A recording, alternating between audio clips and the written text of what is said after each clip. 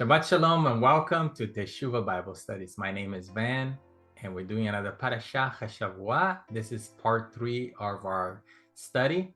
In part 1, we discussed what a paradox is and how sometimes things seem to contradict each other, but instead they actually complement each other, right? Part 2, we talked about Devarim, or Elohim's contract, and how his words and instructions is actually a door. It's actually the entrance into the covenant. It's the entrance into our way of beginning our journey of Teshuvah, beginning our journeys back to him. And today I'm going to talk about something that was actually from a couple of portions ago, but it's something that's still relevant and is still valid. How in this in this portion we see a transition, right, between passing the responsibility, passing the baton to the next generation. And I wanted to talk a little bit about that. Investing in the next generation is super important, right? The message that the Ruach, or the Spirit of Elohim, pressed into my heart, it's a bit unorthodox, right? Because this portion, as always, is so rich with so many different points of view and so many different things that we can focus on. But I wanted to focus on this important teaching that we can glean from this message as well, right? Many things drew me to speak about this topic, and it's directly tied to two sections of this portion. In here, we're talking about the portion that we did in Phinehas, right, 2 weeks ago, and I was not able to do that portion because I was not feeling well. I was sick. So I'm going to talk about it here because it still applies. But in that portion, which was in Numbers chapter 27, verse 18 to 23, sorry, let me drink some water. Moses was trying to find a replacement for him because he knew that he was not going to be able to enter into the promised land. And this still applies to this portion, right? So he was trying to find a replacement because he knew that he was going to soon depart. And we see that in Numbers 27, verse 18 through 23, where he chose, Joshua, and he poured out his anointing over Joshua to continue this journey. The other one is not as obvious, but we see that Phinehas in that portion was being passed the responsibility of becoming the next high priest after Aaron had just passed away in the previous portion. And that's Numbers 25, verse 11.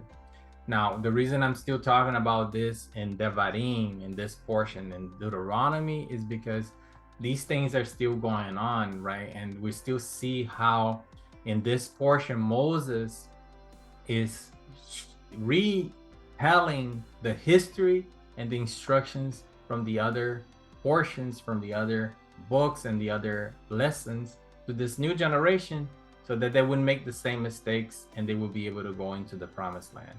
So we can see that he received the blessing from Adonai in verses 12 through 13 of Numbers 27 to become the next high priest, right? Again, speaking of Phinehas here, right? And at the beginning here is going to be a little bit confusing because I'm talking about two different portions, but the lesson still applies, right? And we're going to focus a little bit more on the lesson itself on the next couple of slides, which is not going to have verses directly tied to the portion. So he put it in my heart for a few reasons. One is because a lot of people think that Moses failed because he did all this, right? He got the people out of Egypt and he led them through the wilderness, through the desert, and now he's not able to enter into the promised land. But I wanted to talk about this because I wanted to encourage not only people who are going through similar situations. They may think that maybe they're a failure that didn't achieve everything that Elohim had them for them to do in their lives. But I wanted to encourage you to maybe focus on the future, maybe focus on the next generation, and know that not everything is going to happen in our lifetime. Most of the time that doesn't happen, right? So I hope this message is encouraged to all the parents out there, uh, that they can pass on this mission and this legacy into the next generation, just like Moses did with Joshua, right? Now, going more into the portion of this week, Devarim, we understand that by the end of this book, by the end of Devarim, Moses will pass away. He will die before entering the promised land, and Joshua is the one that's actually going to lead them into the promised land.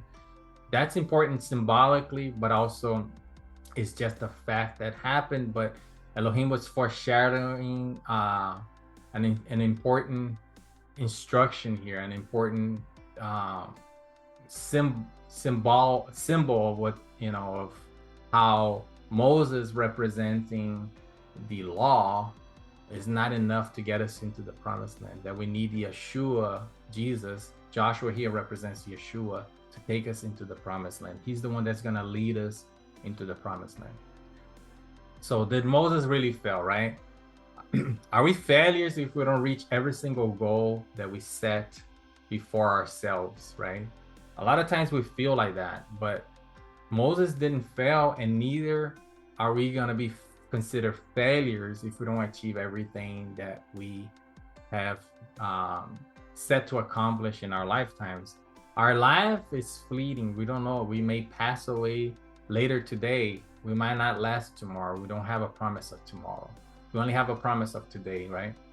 So our life may be cut short in human eyes, but if we do everything according to Elohim and his instructions, we're not failing, just like Moses did not fail, right?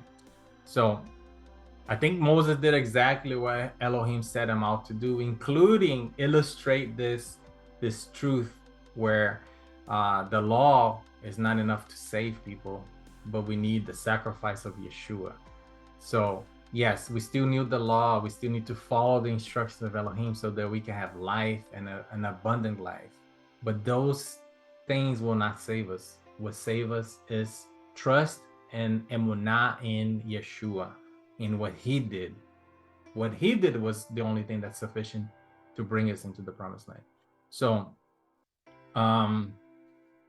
so something that we need to kind of focus on, and we need to maybe open up our mind and try to focus on, is seeing the bigger picture, right? Seeing the bigger picture, and maybe instructing our children, instructing our younger generation in the body of Yeshua to continue these things. And that's something that we need to start to focus on more and more, especially in today's world and generation. I see it, a lost generation, a lost youth that is without direction, and they need people to show them examples, living examples, right? So, sorry. He lived beyond his worldly years by making sure that someone else could lead the ministry after he was gone. So Moses, he actually continued, his mission continued, because he was able to understand that even though he's not able to live forever and take the people through the entire process of Teshuvah, that he was able to pass this baton, pass this responsibility to someone who was able to continue the ministry, continue the work, which was Joshua. He was able to die in peace. He was able to live in peace and with joy in his heart, because he knew that Joshua was capable and ready to take over, right? He wasn't resentful, and he actually blessed Joshua with a double portion of the anointing that was upon him. Elohim instructed him to put his hand upon Joshua, but he actually put both hands in a way that he was trying to put as much of his anointing onto Joshua, and also to show Joshua the weight of the responsibility of what he was taking on. We see this in this portion in Devarim, where in the first chapter, Moses himself says, the weight that you guys are putting upon me is too much. So I'm going to divide this weight into other people who are going to help me. And he selected other leaders to help him manage the people. So that's what I'm talking about here, where he knew that as a man, even though Elohim called him as a leader, that he needed to share that burden, to share that weight and that responsibility with others.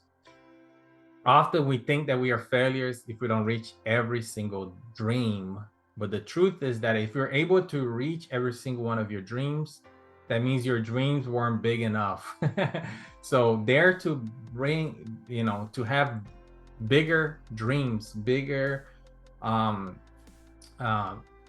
goals, that they are so big that maybe you can't even be there to see it realized, that you need to prepare a next generation to continue those dreams and those goals. Okay. Then I pressed into my heart this because I'm seeing the decay of the current generation. I was watching some videos, and also I see things happening around me in reality that kind of made me sad of how lost our generation is, the youth is. Some of the friends from my daughter, she's only 12 years old, they're following into this lie and into this narrative that the world is preaching.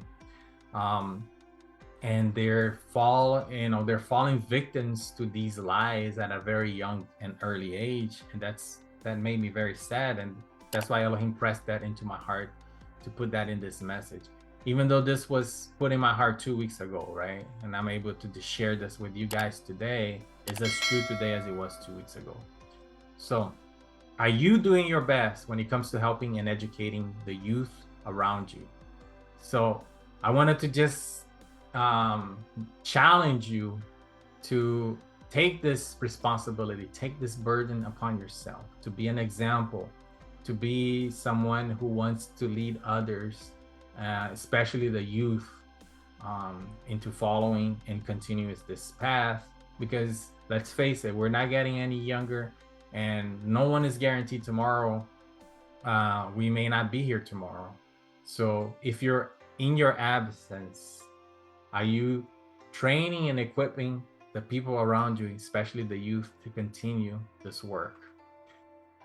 And to do that, we need to do a few things, and we need to sacrifice a few things and invest in a few things. And the first thing that I put here that we need to do is invest time, right? Invest time. This is not something that can be done easily or be done in a lazy way, right? We need to invest time on our children. We need to invest time into the youth for them to be successful in this.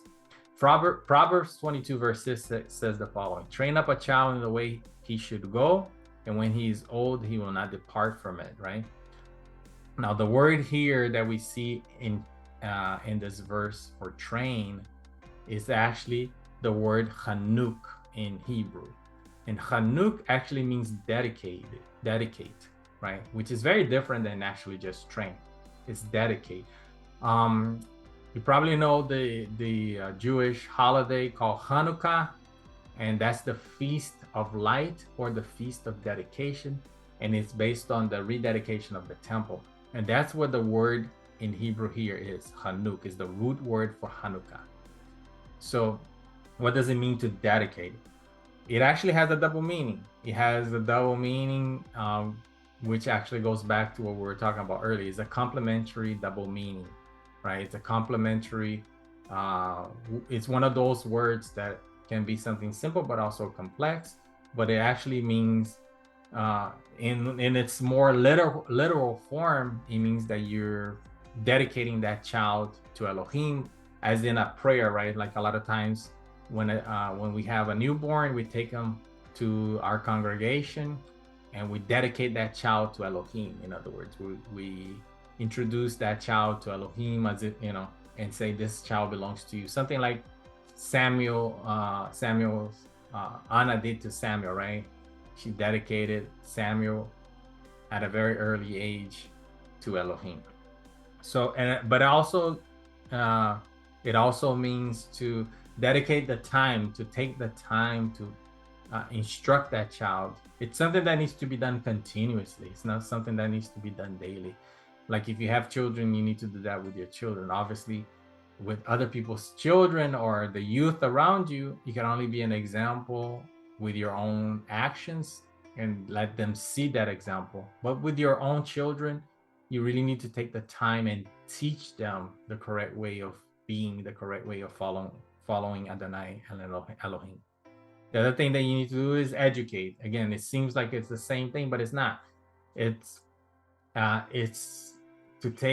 actually teach them, to actually show them scriptures, not only with your words, not only with your Devarim, but also with your actions, with your emunah, with your faith in action, right? These commandments I give these commandments that I give to you today are to be in your hearts. Impress them on your children. Talk about them when you sit at home and when you walk along the road and when you lie down and when you get up. Tie them as symbols on your hands and bind them on your foreheads.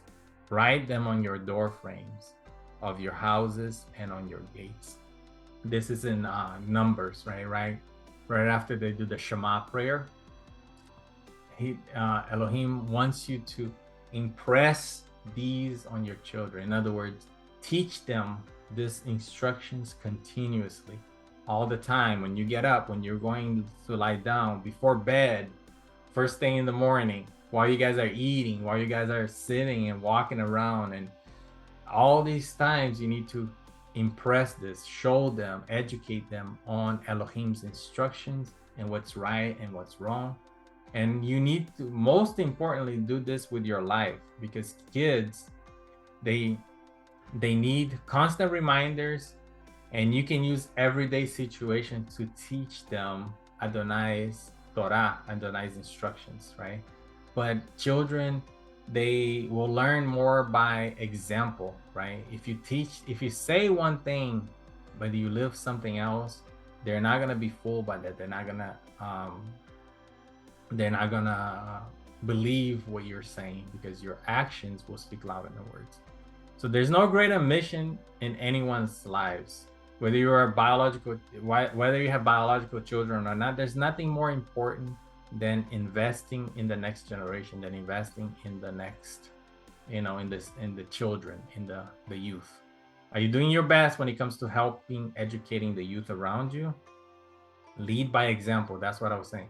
Colossians chapter 3 verse 21 says, parents, do not embitter your children, or they will become discouraged.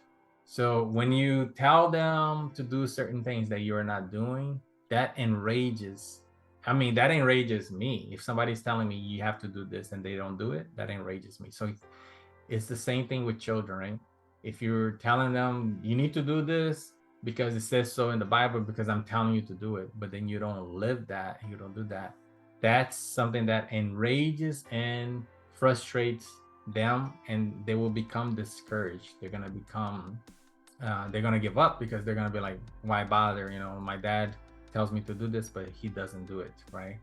So this same emphasis is repeated in Ephesians chapter 6 in verse 4, that says that that we are provoking our children to wrath because we're telling them to do something that we don't do, and we don't want to do that, right? So if you teach them the reasons behind the lesson and you model it for them, they will not only respond but appreciate it. And the opposite will bring anger and confusion. I think it's just beautiful. I mean, it's very encouraging to me when I see my daughter applying these principles in her life without me even enforcing it, but just because she sees me doing it, right? It brings so much joy and so much encouragement to my heart, and it makes me want to continue to do the right thing for her sake, for my sake, and to please Elohim because I love him, right? So correct also, that's another thing you need to do, right? Correction is part of love, right? My son, do not make light of the Lord's discipline, and do not lose heart when he rebukes you, because Elohim disciplines the ones he loves, and he chastens everyone he accepts as a child. It says his son here, but as his children, right? So this is in Proverbs. And in today's society, in today's world, we have equated love to acceptance, right? Oh, if you love people, you accept them for the way they are. But the true meaning of love is not acceptance. The true meaning of love is sacrifice, is action. And part of love is correcting. If you love someone and you don't correct them when you see them doing something that's leading to their death, that is not acceptance, that is not love. That's actually neglect. Okay, so if you see somebody heading towards death and you don't help them, you don't correct them, that is not love. That's actually neglect. So if you see, since we are seeing our youth heading towards disaster and we do nothing or do things that make it worse by affirming their mistakes, we're not loving them. We're ensuring their ruin, right? So that's something that we need to address and change. Not by like being someone who keeps telling them what to do or enforcing rules, but just by being examples, by being supports, by teaching them, by explaining things to them, and living according, if that's exactly what we believe, right? So I want to end the third section of this Bible study with a verse again that kind of ties it all together in Hebrews chapter 12, verse 7 and 8, that says, endure hardship as discipline. God is treating you as his children. For what children are not disciplined by their father? If you're not disciplined and everyone undergoes discipline, then you're not legitimate, not true sons and daughters at all. So not only do we need to do this with the next generation, with the youth, but also we have to understand that we are also going through trials, tribulations, and difficulties because our Elohim, our creator, our father, loves us. So don't feel discouraged if you're going through situations that are difficult. Just trust in the Father and trust that he loves you and he wants the best for you. And sometimes we need correction. Sometimes we need to be put back into the path, right? Stay in the path of Teshuvah. Stay in the path. Don't stray to the left or to the right. And sometimes we need to be corrected. So what would you prefer? That you stray away from the path and Elohim lets you go into damnation, go into death? Or would you prefer to be scolded, corrected, and disciplined and get back to the path of life? I prefer the second choice, right? And Elohim also prefers the second choice, and he's going to do everything possible to keep you in the path of Teshuvah. So with that, I end the third part of this study. It was a little bit all over the place, especially at the beginning, because again, this was intended to be in the portion for Phineas 2 weeks ago, but I was not able to present it. And because this week the topics were related, because Moses is passing the information on to the next generation, I wanted to use the information that I already had prepared and share that with you guys. Plus, it's still in my heart, right? It's still something that's super important. It's an important message. And I hope that you are able to be encouraged by this message and be able to apply it in your lives. With that, I say Shabbat Shalom, and I say Shavua Tov. Have a great week, and we'll see each other on the next one, God willing. Shalom.